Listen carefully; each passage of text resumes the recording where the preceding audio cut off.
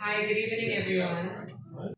So for those that made it, thank you very much for coming out in this cold weather. I really appreciate it. So this week, I actually opted to speak myself. Something small and short. So Jordan Davis, who was unable to make it tonight, his son is here though, so he can take the credit. Let me tell you why I'm mentioning his name. He offered to sponsor tonight's Partners in Torah in honor of the birth of my son, Uriel Chaim. So I thought it was appropriate for me to say a few words about that. So I wanted to make tonight also connected to Tu B'Shvat, which is the 15th of Shvat, which is Sunday night. So I wanted to talk a little bit about that as well. So Tu B'Shvat is the new year for the trees. And I was just looking for some inspiration to come from Tu B'Shvat to connect to the story of the naming of my son, of my baby. So as I was looking through it, something interesting that I saw that, it's the New Year of the tree. That means spring is coming. Now it's a little bit funny because if you look outside, I mean, if you go outside, it's freezing. It's like one of the coldest days of the year.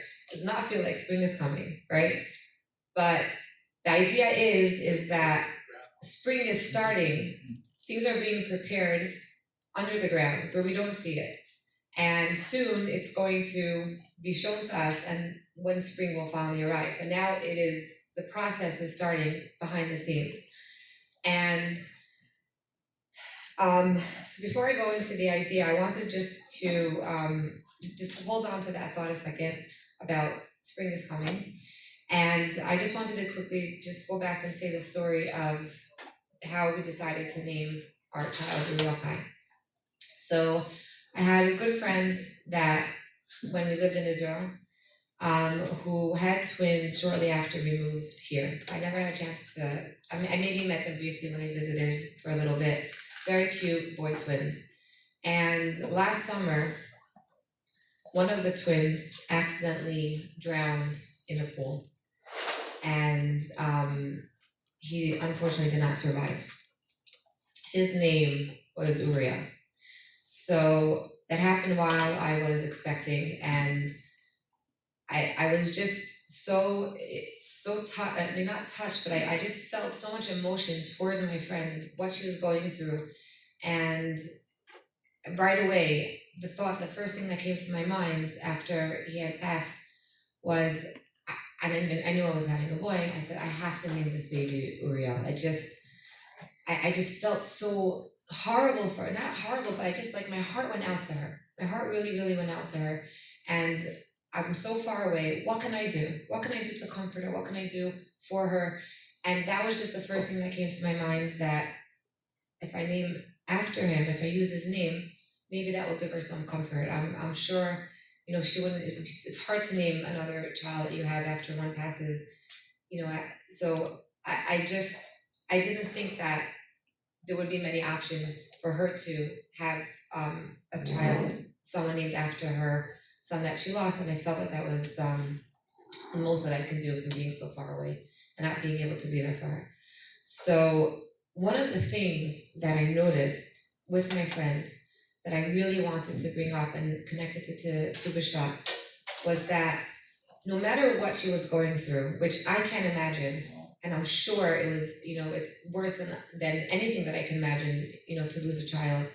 And whatever she was going through, her attitude was always, this is what God wanted, and I am going to find a way to accept it and to feel good about it. It wasn't even just, okay, I'm going to accept it and move on. She was always looking for ways to be inspired by it, to get closer to God, and to really try to understand. Of course, we can never understand why God does what he does, but to try to understand to the best of her knowledge why this is happening. So, she since this happened, she's been writing, posts on Facebook, very emotional, heartwarming posts, and it's all about looking towards the future. It's looking to this future that, Mashiach will come. We will be redeemed and we'll be taken out of Galus, and he will be there. And she's waiting to go back to him and to meet him again. And she's always looking forward and looking towards what good can come out of this? What can she take away from this that can make her feel good? That he had a purpose in the world, that he was brought here to give her even those brief, moments of happiness, and what a happy baby he was. And she was always looking forward and always looking towards the positive. So one of the things that I read about a message from Tu B'Shvat about spring, that spring is coming, spring is on its way, is that we all have winters in our lives. We all have these moments in our lives that are dark, and I know that when the winter gets really tough, I cannot see that spring is coming. It's like there's no way. It's freezing cold. It's never going to warm up again. It's always going to be cold.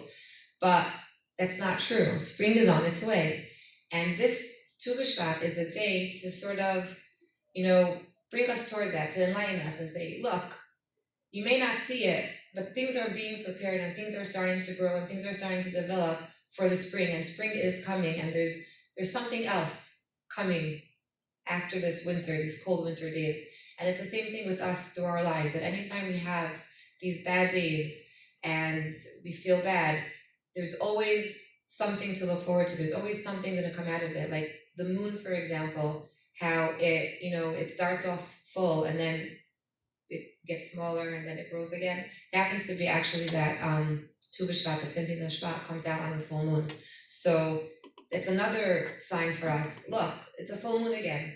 Look, spring is on its way. So we should always, I just want to tell everyone, especially everyone that comes out here and they come and learn, and they're always looking towards connecting to God and getting closer to God, and just want to leave with a blessing for all of you that no matter what you're going through, no matter what life brings you, you should always look forward and you should always see that there's good coming, and God is always looking out for us and helping us through everything. So that's my message to you, and you should all have a wonderful Tu B'Shvat. Eat as many fruits as you can. Enjoy the fruits of Eretz Yisrael, and we'll see you next week.